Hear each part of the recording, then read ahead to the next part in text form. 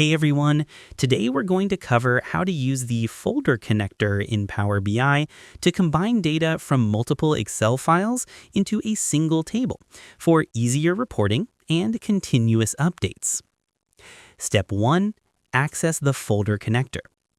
The folder connector is a Power BI feature that reads all files in a specified directory, importing their structure and metadata automatically. In Power BI Desktop, go to Get Data, More, choose the Folder option, which is described as Import Metadata and Links about files in a folder. Click Connect. Step 2. Set the folder path and combined. Next, we specify the location of the files and choose how to import them. Paste the full folder path, which you can copy from File Explorer.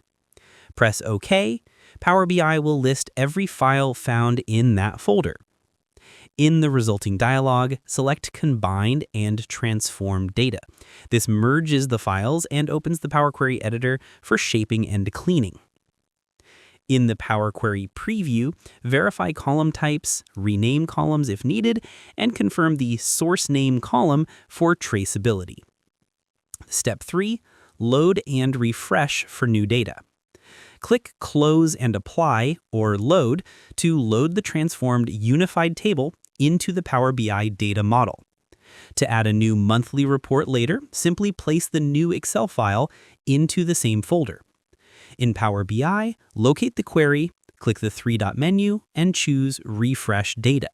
The combined table will automatically include the rows from the newly added file. I hope this helped you out, and I see you in the next one.